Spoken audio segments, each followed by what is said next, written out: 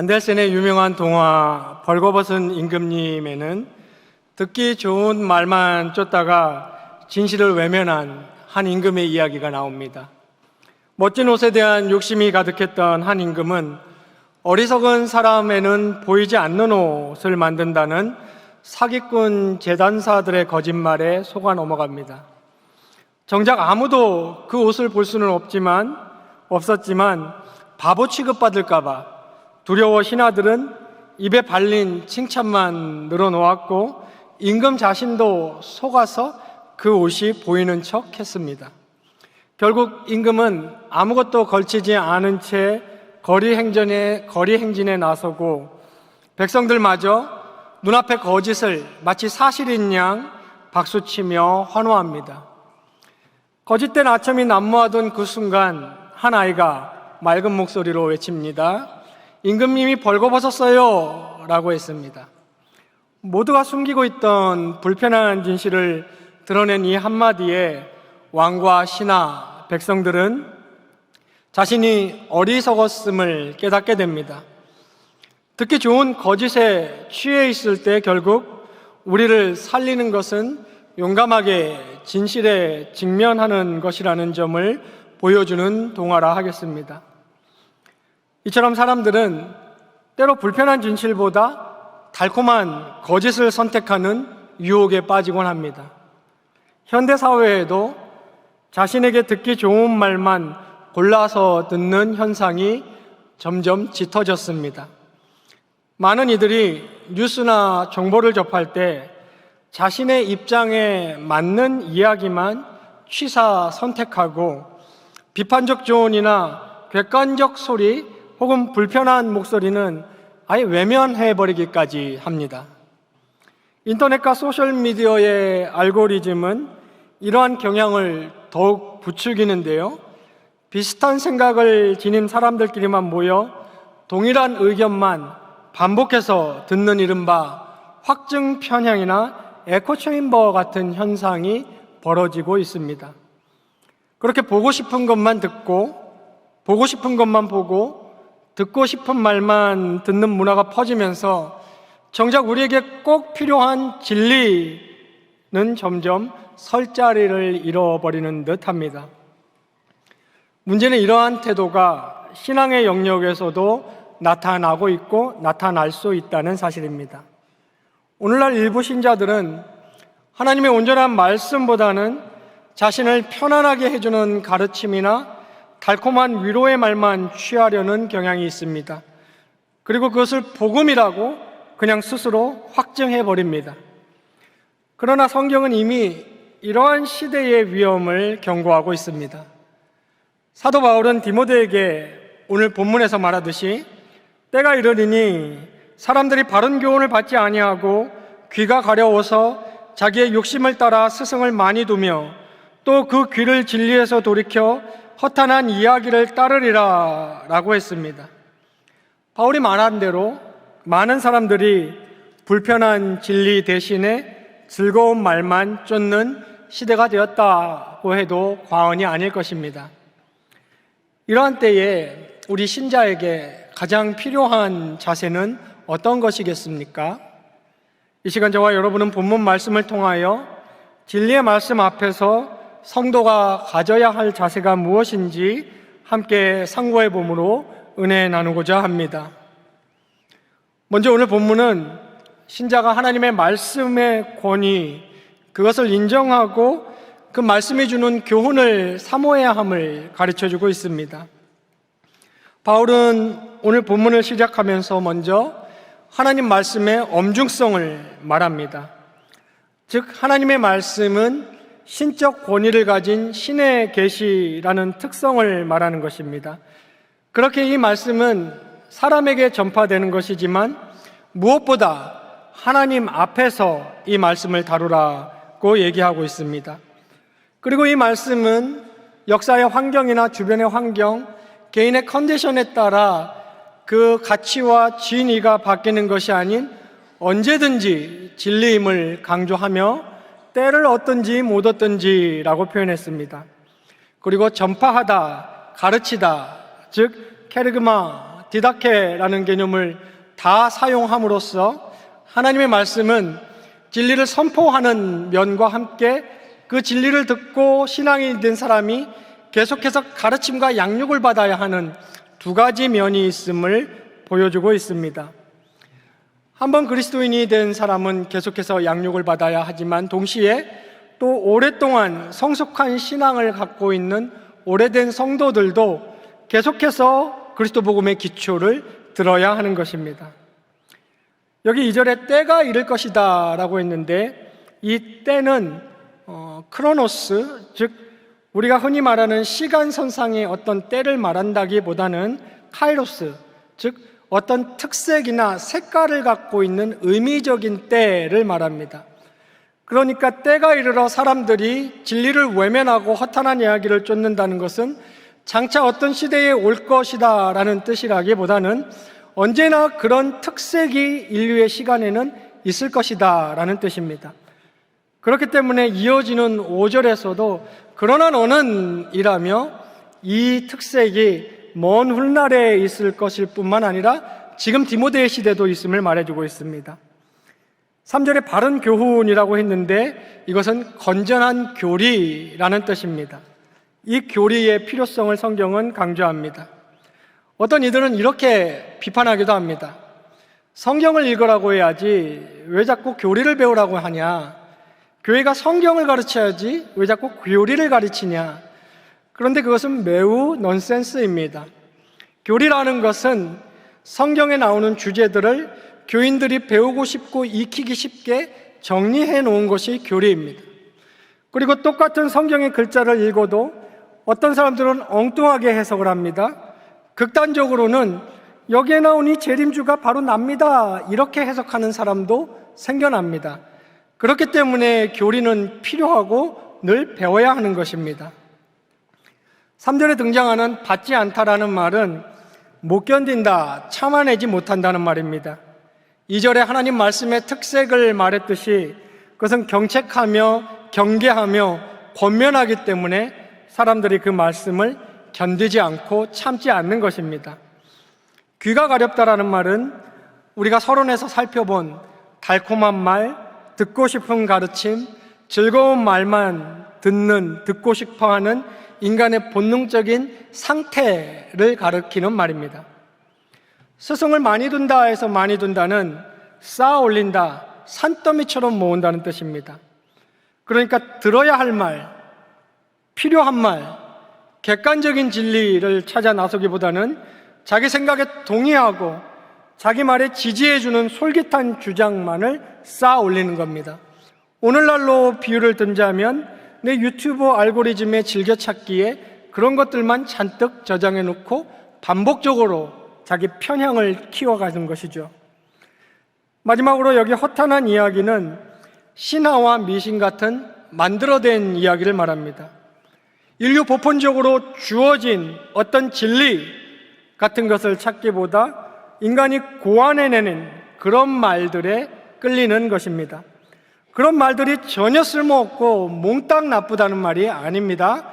그러나 분명한 것은 오늘 본문이 표현한 대로 진리에서는 돌이키고 오히려 그런 허탄한 말을 따른다는 데에 문제가 있는 것입니다. 17세기와 18세기를 거치면서 계몽주의라는 사조가 등장하였습니다. 하나님의 자리에 인간의 이성과 과학의 합리성이라는 것을 올려놓았습니다. 그 이전에도 그런 현상들은 있었지만 근대에 들어 이 사조로 인하여 더욱 본격화되었습니다. 그리고 그 뒤를 이어서 실존주의라고 불리는 사조가 등장했는데 인간 개인의 자유와 주관성을 강조하면서 실존은 본질보다 앞선다라는 말을 내세우며 어떤 틀 지어진 본질이나 정해진 진리보다는 개인의 존재와 개인의 선택이 우선한다고 주장했습니다. 한마디로 삶의 의미, 진리 이런 것은 각 사람이 자기 스스로 만들어가는 것이라는 것입니다. 절대적 진리가 사라진 자리에서 각 사람이 자기의 삶의 주인이 되어 무엇이 옳고 선한지도 스스로 결정해버리는 흐름이 생겨나기 시작했습니다. 이러한 맥락에서 모든 지식이라는 것은 그저 관점과 해석의 문제일 뿐이며 절대 진리는 없다는 사상이 후대에 오늘날까지도 많은 영향을 끼쳐오고 있습니다. 이렇게 계몽주의와 실존주의로 대표되는 모더니즘이라고 불리는 이러한 사상은 인간의 이성으로 완벽한 진리를 찾아내고 인류를 발전시켜 결국은 유토피아라는 상태에 이르게 될 것이라며 장밋빛 청사진을 제시했습니다. 하지만 인류는 두 번의 세계 대전이 일어났고 그 이전보다 더욱 잔혹하고 끔찍한 모습을 목도하였으며 과거의 그 어느 시대보다 교육과 법이 고도로 발달하고 있음에도 불구하고 인류는 전혀 타락과 부패의 모습을 사라질 줄 모르는 현상을 목도하게 되었습니다. 그러자 급기야 애초에 절대적인 진리란 존재하지 않는다라는 극단적인 회의주의가 등장하게 되었습니다. 포스트모더니즘이라 명명된 이 사조는 무엇이 옳은지 객관적으로 말하지 말고 각자 옳은 대로 정의하라라는 분위기를 장려했습니다. 이렇게 해서 절대 진리의 거부와 함께 현대사회에 만연한 상대주의가 탄생했습니다. 소셜미디어와 매체들은 네가 우주의 중심이야, 네 삶은 네가 결정해, 의미는 네가 정하기 나름이야 라며 이런 사조를 조장했습니다. 그러한 사상들이 가져온 선기능들은 분명히 있습니다. 문제는 그러한 사상들이 성경과 같은 절대 진리를 마치 고시대의 유물로 치부하며 절대 진리는 존재하지 않기라도 하는 듯이 마치 그 주장이 진리인 듯이 말하고 있다는 데에 있습니다. 그들이 사용하는 논리, 그들이 사용하는 패턴을 그대로 사용하여서 우리는 그 사상들을 공격할 수도 있고 상대주의의 허구성을 드러낼 수도 있으며 기독교가 지극히 과학적이고 합리적임도 논증할 수 있겠으나 굳이 이러한 설교 시간에 할 필요는 없을 것 같습니다. 왜냐하면 로마서에서 바울이 얘기하는 대로 그 사상들이 성경을 받아들이지 않고 거부하는 것은 논리나 합리의 문제가 아닌 하나님을 인정하기 싫어하는 인간 죄성의 문제이기 때문입니다. 분명한 것은, 그리고 역사가 실증하는 것은 존 파이퍼가 비유한 대로 성경은 단단한 모루와 같아서 시대마다 등장하는 철학 사조들이 hä머가 되어 이 성경을 부수려고 내려치지만 시대마다 깨져나가고 매번 새로운 사상의 hä머가 등장할 뿐 성경은 모루와 같이 거기 그대로 남아서 많은 영혼들을 살려내며 삶을 진리로 이끌고 있다라고 비유했습니다. 성경이 스스로 선포하는 대로 인간의 모든 것은 들의 풀과 꽃과 같아서 시들고 마르지만 하나님의 진리의 말씀만은 영원하기 때문입니다. 오늘날도 많은 이들이 성경의 온전한 진리보다 자신에게 편하고 달콤하게 들리는 이야기만 선택적으로 받아들이려는 유혹에 빠져 있습니다. 그러나 하나님의 말씀은 우리의 신앙과 삶의 최고의 권위입니다. 오늘날 교회와 신자 개인이 직면하는 문제들의 원인의 대부분은 성경의 절대 권위, 즉 오직 성경, 전체 성경, 이 성경의 주장을 떠난 데서 기인합니다. 사람들이 인본주의 철학과 한낱 자기 의견을 하나님의 계시보다 높이고 성경을 그저 훌륭한 책 정도로 취급하기 시작할 때 교회와 신자는 힘을 잃고 사람들은 진리에서 떠나 방황이라는 것을 하기 시작하는 것입니다. 성경은 하나님의 말씀으로서 절대적인 진리이며 우리의 신앙과 행동의 최종 기준입니다. 우리는 성경을 대할 때 겸손히 그 권위를 인정하고 자기 자신을 그 말씀 아래에 두어야 합니다. 우리는 전적으로 성경에 매여 있으며 거기에 무엇을 더하거나 뺄 수 없습니다. 성경에서 마음에 드는 부분만 믿고 마음에 들지 않는 부분을 버릴 수 있다고 생각하는 순간 성경 계시 자체를 부정하는 꼴이 되는 것입니다. 그러므로 성도 여러분, 우리는 오늘 본문이 말하고 있는 바로 이 바른 교훈, 이것을 그 어느 것보다, 심지어는 나의 마음의 결정보다 사모해야 합니다. 바른 교훈은 때로 내 패부를 찌르고 내 양심을 매우 아프게 하며 내 삶을 불편하게 할 때도 있습니다. 하지만 그것이 하나님의 말씀이기 때문에 겸손한 마음으로 받아들여야 합니다. 왜냐하면 바로 그 말씀이 우리의 영혼을 살리고 바른 길로 인도하는 참된 양식이기 때문입니다. 세상에는 우리의 가려운 귀를 긁어주는 달콤한 말들이 많습니다. 그러나 영혼을 진짜 새롭게 하고 변화시키는 능력은 오직 하나님의 말씀, 곧 진리의 말씀에만 있습니다.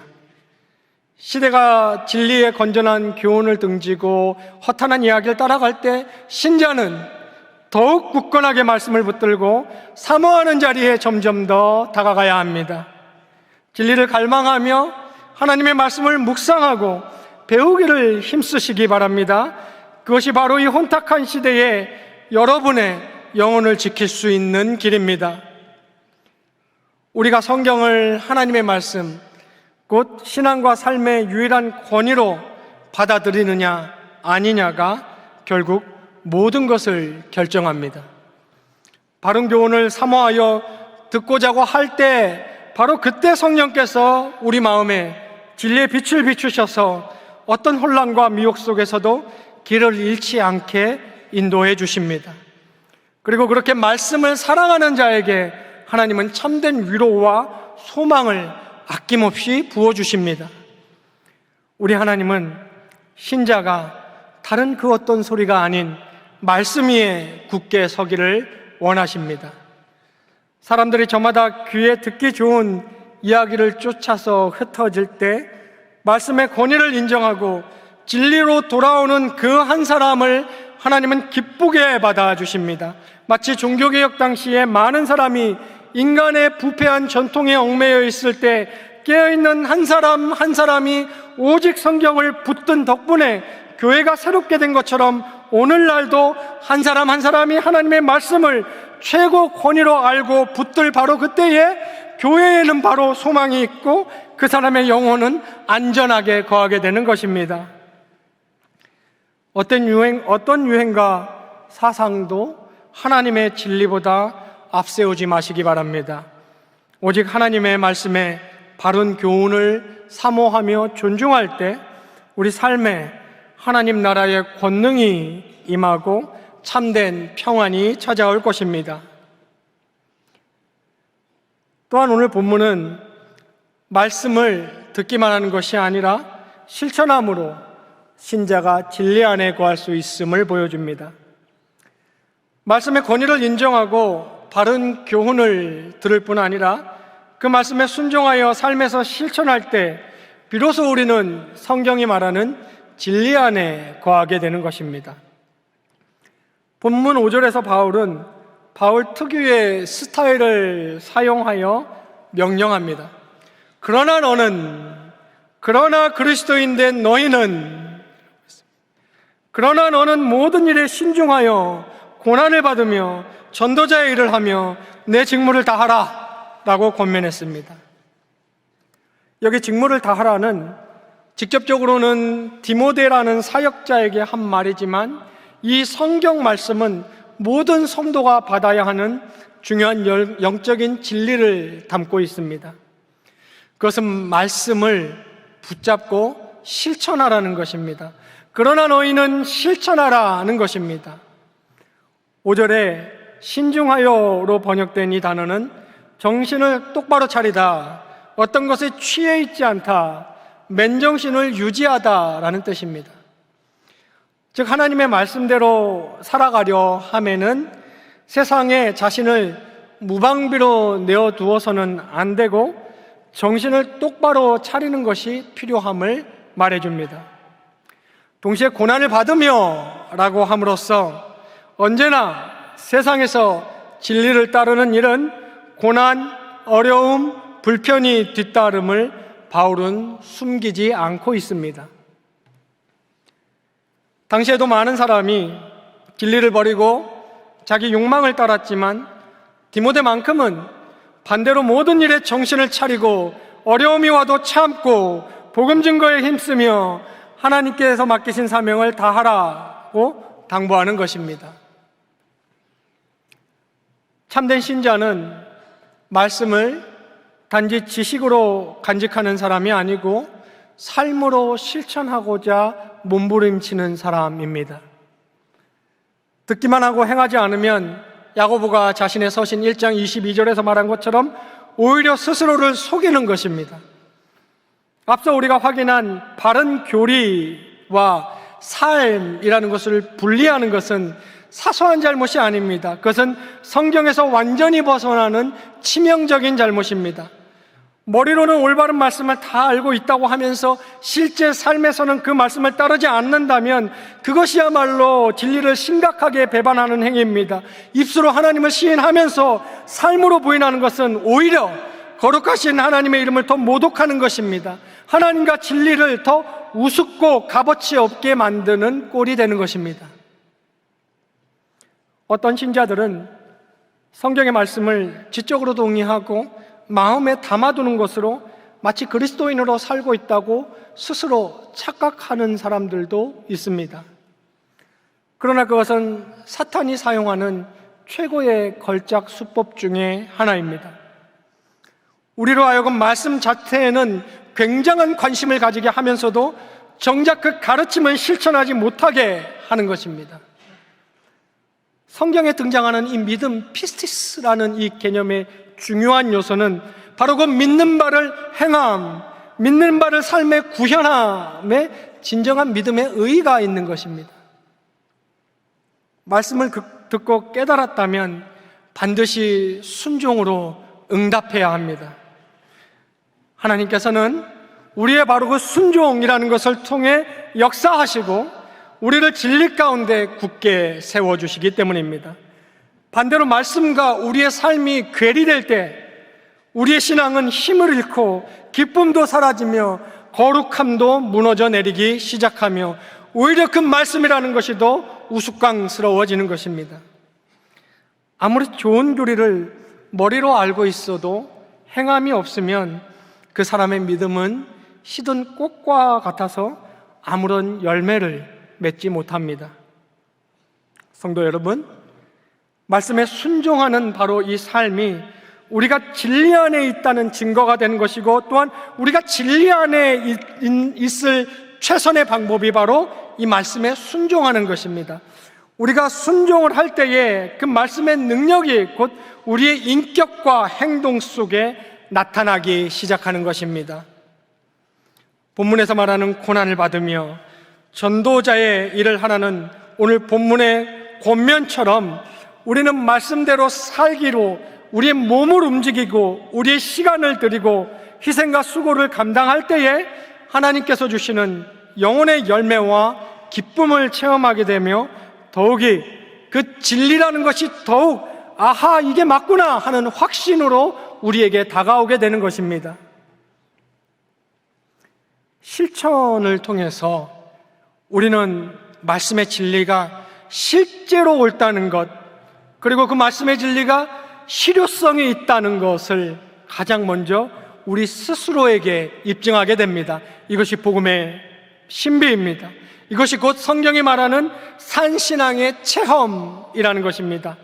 또한 그러할 때에 세상 앞에서 삶으로 입증하게 되는 것입니다. 그러할 때 우리 자신도 그 진리 위에 견고하게 서게 되고 흔들리지 않게 됩니다. 교훈, 진리, 오늘 본문에 나오는 바른 교훈의 목적은 단지 우리의 지적 만족과 동의를 구하기 위한 것이 아니라 우리를 굳건하게 세워서 그 어떤 것도 흔들 수 없는 기반을 우리에게 제공하기 위한 것으로서 우리는 이것을 실천으로 옮길 때에 이 진리가 우리의 실존 속에서 살아 움직이게 되는 것입니다. 또한 바로 말씀에 순종하는 그 삶에 하나님이 주시는 거룩과 자유와 기쁨이 따르는 것입니다. 세상 사람들은 마음대로 하고 사고 싶은 것을 다 사고 소유하고 싶은 것을 다 소유하는 것을 자유라고 착각하지만 성경은 그렇게 말하지 않습니다. 성경은 사람이 하나님의 말씀에 얽매이고 하나님의 말씀에 종이 될 때 오히려 참된 자유라는 것을 만끽하게 된다고 말합니다. 왜냐하면 바로 그 진리 자체가 사람을 자유롭게 하고 그 진리가 사람을 거룩하게 하기 때문입니다. 이것이 살아있는 진리의 힘이며 위력입니다. 예수께서도 너희가 만일 내 말에 거하면 참내 제자가 되고 진리를 알지니 진리가 너희를 자유롭게 하리라고 하셨습니다. 내 말에 거하면 그때 여러분은 진리를 알게 되고 그 진리는 여러분을 자유롭게 할 것입니다. 결국 말씀에 순종하여 그 말씀 안에 거하는 삶이 진짜 그리스도의 제자의 삶이고 하나님이 요구하시는 삶입니다. 혹 여러분 중에 말씀대로 사는 일이 현실에서 때로는 어렵고 손해되는 것처럼 느껴질 때도 있을 것입니다. 하지만 두려워하거나 염려하지 마십시오. 말씀에 순종할 그때 하나님께서 친히 우리와 함께하여 주시고 우리가 예기치 못했던 용기를 주시며 우리의 편이 되어 주시는 것입니다. 때로 우리가 진리를 따라 정직하게 살다가 세상적으로 손해를 보거나 믿음을 지키느라 큰 어려움을 겪을 수도 있지만 바로 그 순간에 성경이 말하는 위로와 하나님의 영광이 그 삶에 임하게 되는 것입니다.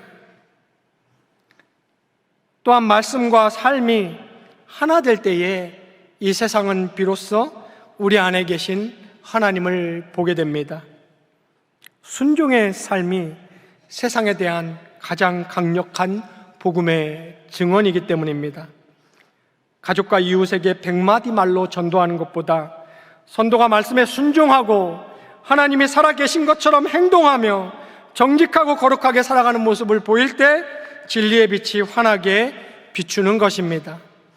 그러므로 주저하지 말고 여러분의 각자의 삶의 자리에서 알고 들은 말씀을 실천하도록 몸부림치시기 바랍니다. 오늘 성경이 말하는 것처럼 정신을 똑바로 차리고 실천의 사명을 가지고 어려움을 기꺼이 받고 실천의 사명을 할 때에 하나님의 말씀이 살아 역사하여 우리의 가정과 공동체에 치유와 회복을 가져오고 우리의 영혼이 하늘의 기쁨으로 가득 넘치게 되는 것입니다.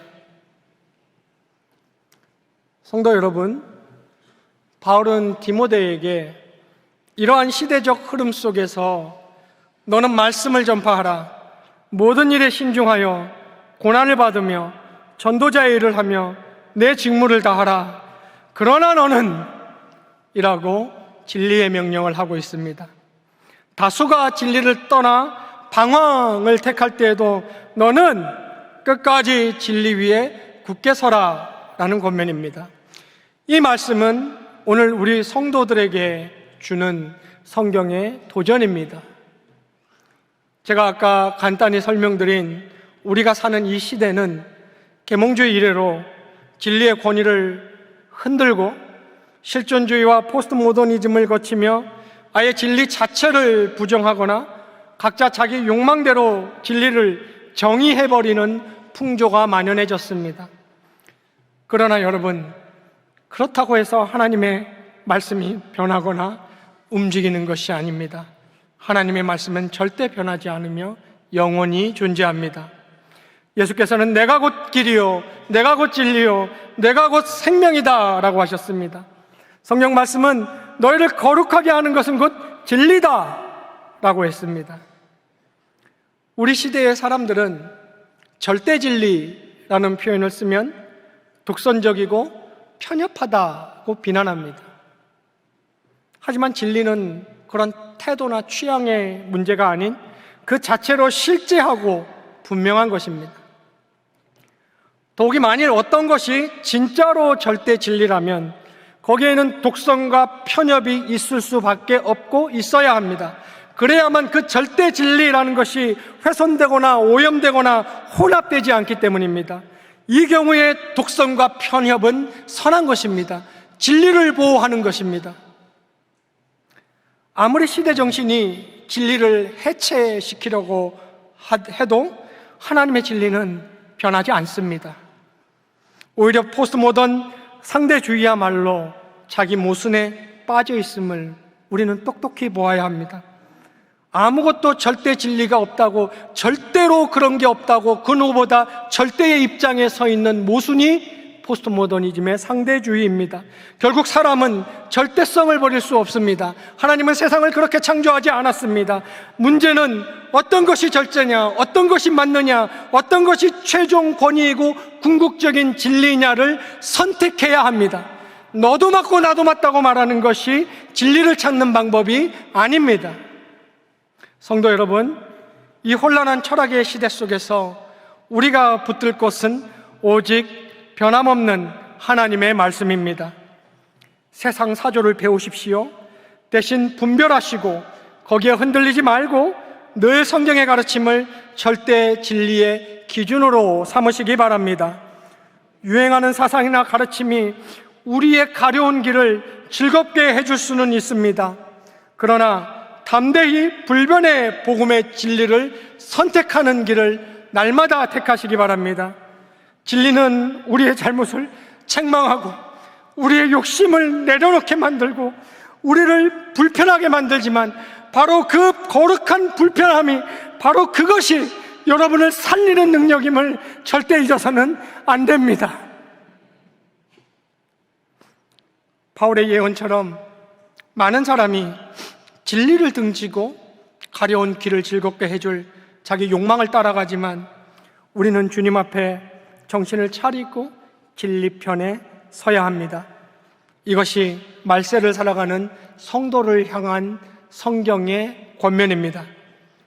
권위가 해체되고 진리가 무시되는 시대일수록 하나님의 권위의 신자는 그러나 너는 더욱 순복하고 하나님의 진리를 삶으로 증거하는 거룩한 자로 남기를 힘써야 합니다. 세상 사람들은 각자 좋아하는 이야기를 쫓아갈지라도 우리는 여전히 주님의 말씀만이 참된 음성임을 믿고 따르는 자들로 남아 있어야 합니다. 변하지 않는 진리이신 예수 그리스도, 그분 안에서만 길과 소망과 진리를 찾을 수 있음을 꼭 기억하시고 끝까지 오늘 본문이 말하는 이 바른 교훈을 사모하고 실천하는 경향의 모든 성도님 되시기를 주님의 이름으로 축원합니다.